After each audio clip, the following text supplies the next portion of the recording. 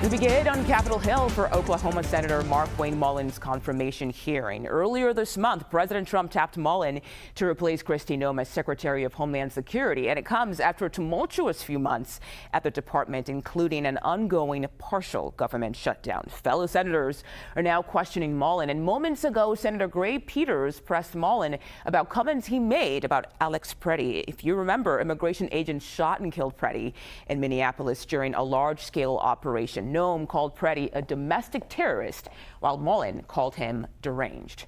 Let's bring in CBS News Homeland Security correspondent Nicole Sganga. And Nicole, I know you're listening to that hearing. Can you please paint a picture for us of what's going on so far?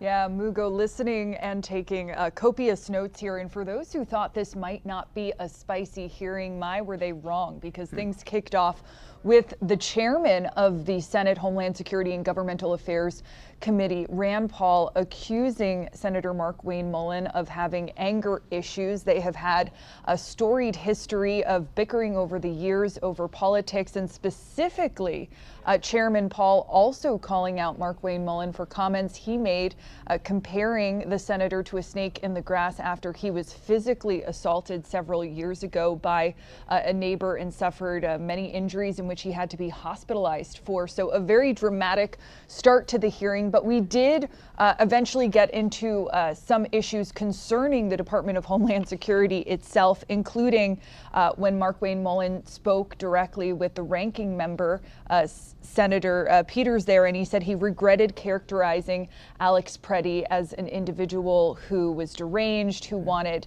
to do max damage against federal law enforcement agents. He said that, if the federal investigation pans out and shows he was not justified in making those comments, that he would apologize directly to the family of Alex Pretti. We also heard the senator from Oklahoma vow that if confirmed, judicial warrants would be used on the part of immigration agents before entering any home or business. Take a listen.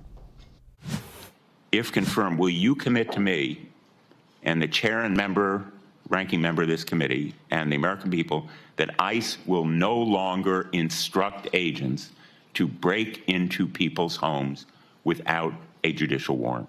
Sir, you're using the word break into people's houses very loosely. However, I have made it very clear to the staff, and I think when you and I spoke, that judicial warrants will be used to go into houses, into place of businesses, unless we're pursuing someone that enters in that place.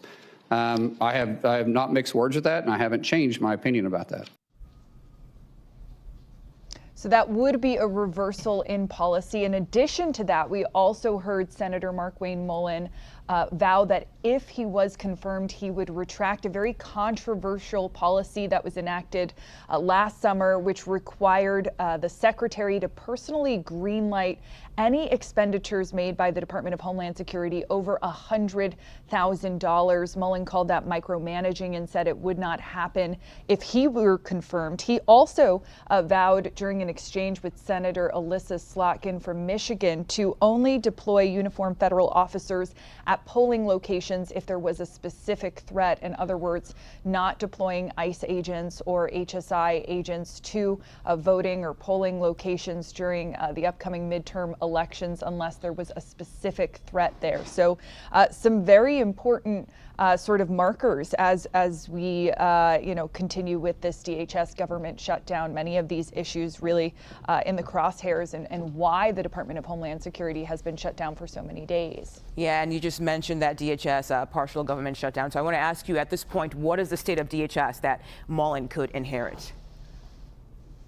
Yeah, it's sort of in a state of disarray right now, Mugo. I mean, the third largest department in the federal government, 33 days into being shut down at a time when we are at war with Iran.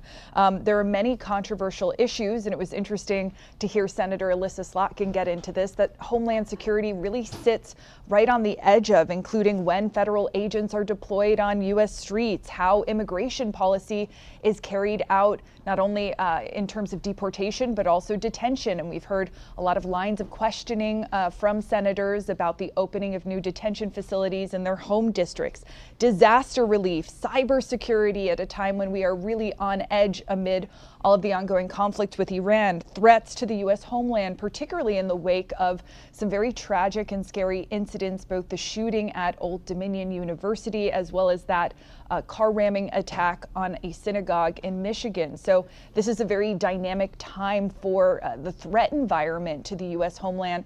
On top of all of that, of course, TSA in a state of disarray. It's been over a month since TSA agents have been working for pay, and they did not receive a paycheck last Friday when they were supposed to. We know that nearly 400 TSA officers have quit under this most recent shutdown, that 1,100 had quit last year in the last shutdown, and that we've now seen airports with longer wait times, longer call-out rates among TSA officers, and so travel has been really a nightmare. So many issues affecting the Department of Homeland Security really begs the question, as many lawmakers have pointed out, who would really want this job? But Senator Markwayne Mullin making his case before Congress today about why he wants it and why he would be a good choice.